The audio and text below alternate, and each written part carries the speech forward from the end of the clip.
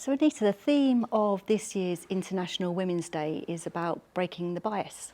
And I was just wondering if you could reflect on your life, be that at school, college or your career, and just let us know whether you've experienced any bias over that time. I suppose school's a good place to start, isn't it? Because I remember going to my careers teacher and saying, "Oh, I want to be a teacher. I want to be," and she said, "I think you should become a traffic warden." And I thought, "Oh, okay." And now I'm not sure why that was. Was that because maybe they needed more people of colour who had, coming up? Maybe they did need more women, but it was just a strange thing to be told. Oh, Perhaps I odd. should become a traffic warden. I obviously didn't. Yeah.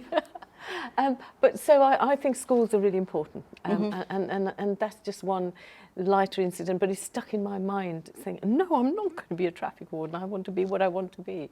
I want to be a teacher, and I did train as a teacher. So I think throughout my life there have been steps of that. And actually, going on to university, I was at a teacher training college, which is part of the university here.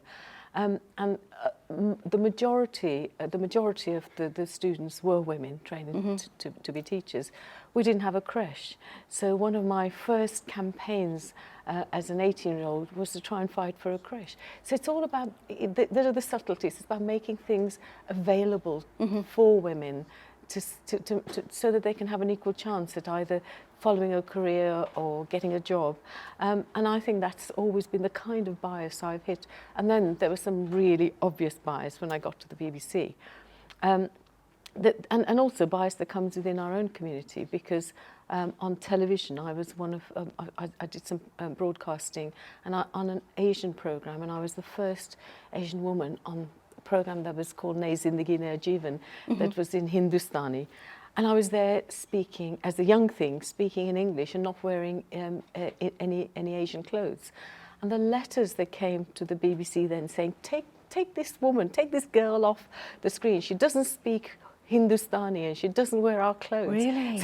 So bias, it hits you from all angles, and sometimes where you don't expect it. And of course, from the community I came from, the fact that my parents were fairly liberal and I could go and do education, etc.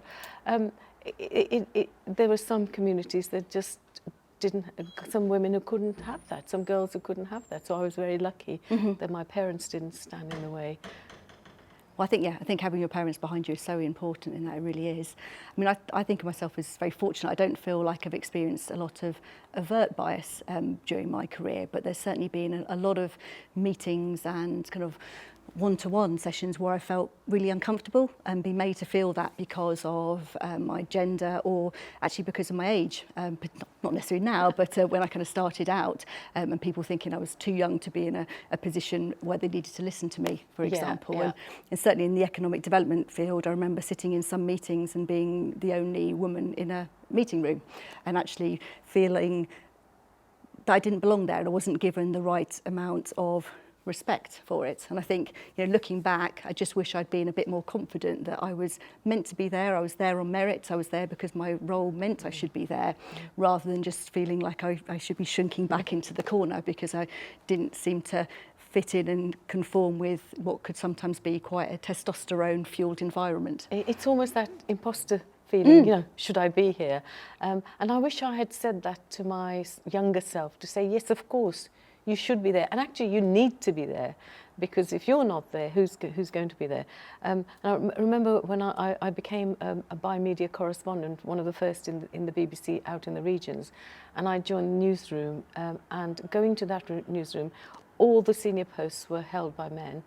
We had one producer, and that was it. And I remember after my first week, because I went in as a woman and a woman of colour and on a brief and by media, which wasn't heard of in those days.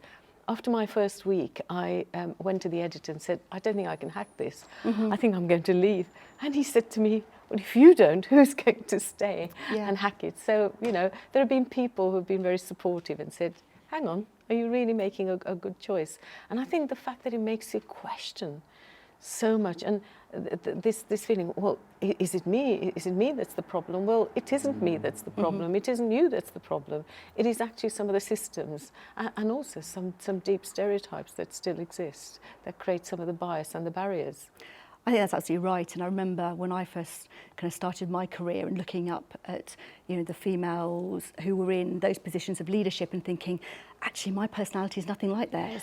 A lot of them took on what you might say were more stereotypical male characteristics, and whether that was how they genuinely were or what they thought they needed to do, it just felt a million miles away from the sort of way I felt comfortable in being. And for quite some time, I thought, actually, I'm not going to get very far in work, but that's fine. I'll do bits and the rest of it. And it was only through meeting some really inspiring female leaders that were very different to that I actually realised you can be a strong and very good leader, but a very different sort of leader and an authentic one as well. And I particularly remembered a lady, an older lady, very small, diminutive, who was a vicar in Handsworth, I think, around the time of the riots.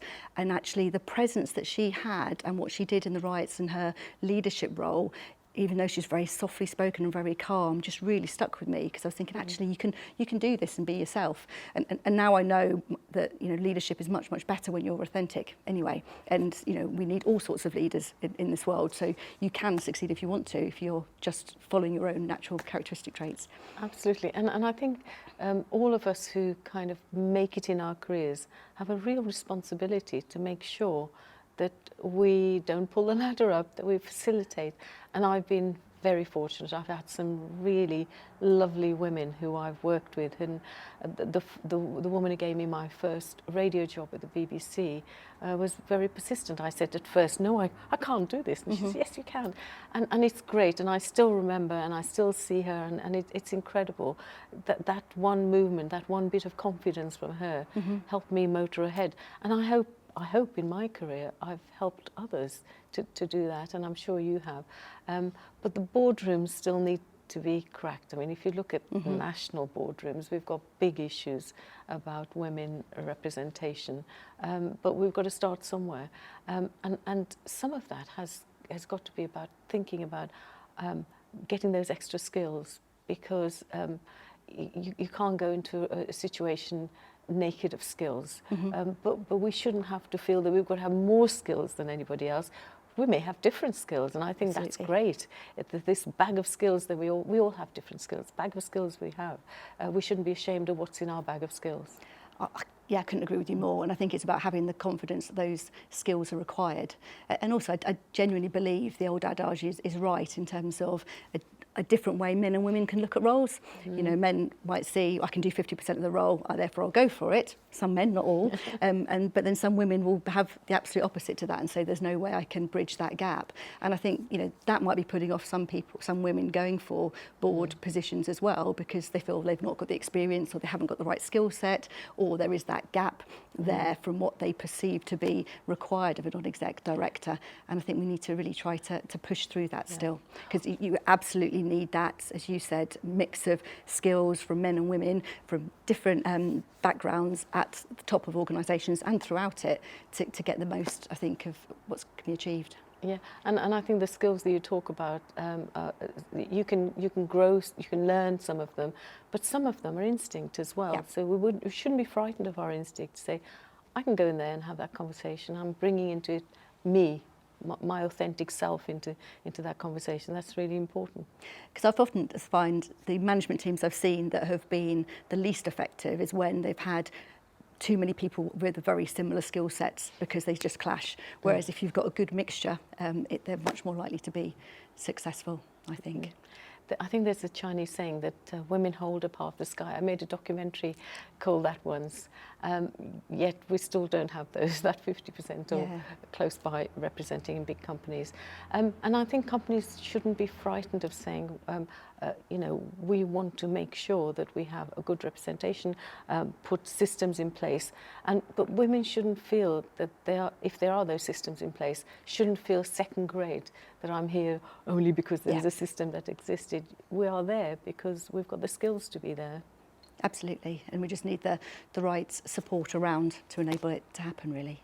I mean, I certainly think you're right in terms of it being critical that we all kind of walk the walk as well on this and do what we can wherever we are in our lives and careers to support others.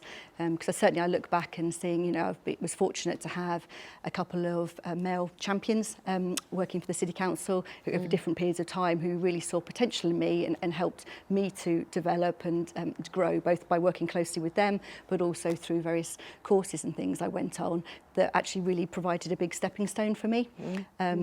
Interestingly, it's not always been the same with some of the female bosses for me. It's, you know, so I think it's all, you know, I think it's very much incumbent on all of us to be giving those steps up to colleagues, be it male or be it female or male, actually, to do our bit and help sort of mentor and grow the next generation coming through. Absolutely, and we shouldn't be frightened of saying that you know, women are mothers, they're carers, as are men. But you know, we shouldn't be frightened of saying, well, no, actually, I don't want to go to the pub, or no, I've got other things to do. And I remember my BBC career, I couldn't talk about the fact that I was a mother, I had to go to school to pick up children, or they were sick. That conversation didn't happen because it was so male dominated. We've shifted a lot in those workspaces, but not for all women. And I think that still needs to, that culture that often exists needs to be broken down as well.